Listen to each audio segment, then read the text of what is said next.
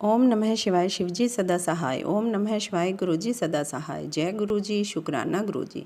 संगत जी, शिव पुराण में नरक का वर्णन किया गया है। उसमें संत कुमार जी ने बताया गया है, पुण्यात्मा मनुष्य उत्तर के मार्ग से वैवस्वत नगर में जाते हैं जो 86,000 योजन की दूरी पर स्थित है। पुण्यात्मा व्यक्ति वहाँ पर शीघ्र पहुँच जाते हैं। सभी प्रकार के पाप करने वाले जो पापी मनुष्य यमलोक में जाकर अपने पापों का फल भोगते हैं, यमलोक तक पहुंचने में पापी मनुष्यों को बहुत बड़ी कठिनाइयां होती हैं। ऐसे व्यक्ति उनके मार्ग में नोकीले कांटे बिछे होते हैं, गरम गरम बालू बिछी रहती है, छुरी के समान पैने कंकड़ होते हैं।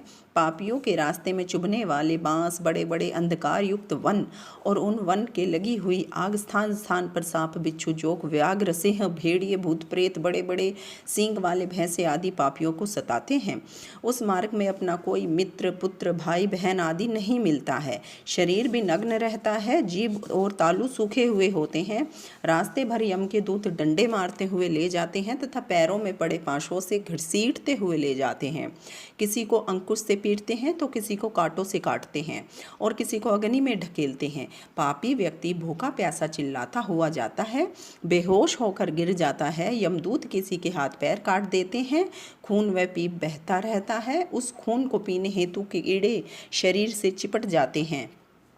भूख प्यास से व्याकुल पापी मनुष्य भोजन व पानी के लिए प्रार्थना करते हैं, परंतु उनकी बात कोई नहीं सुनता। जो व्यक्ति जीवित अवस्था में कुछ दान पुण्य कर जाते हैं, उनको रास्ते में कुछ खाने पीने के लिए मिल जाता है। बड़ी कठिनाइयों से मार्ग तय करके यमराज के सामने उपस्थित करते हैं। जो व्यक्ति अच्छे कर्म करने वाले होते हैं, उनका तो यमराज भी आदर करते हैं और पापी व्यक्तियों को यमराज भयंकर रूप में दिखाई देते हैं। पुण्यात्मा व्यक्तियों को विमान में बैठाकर स्वर्ग लोक ले जाया जाता है और पापियों को रास्ते भर प्रताड़ना मिलती रहती है। महामल्लागिरि, महेंद्र, सह, विंध्य आदि 7 पर्वत हैं। इनमें से वेद, स्मृति, पुराण आदि सद्गंध प्रकट हुए हैं। विंध्याचल पर्वत से सुगंधि, नर्मदा आदि 7 नदियां निकलकर पापों को धोती हैं। ऋक्ष पर्वत से गोदावरी, भागीरथी, ताप्ती आदि नदियां निकलकर बहती हैं।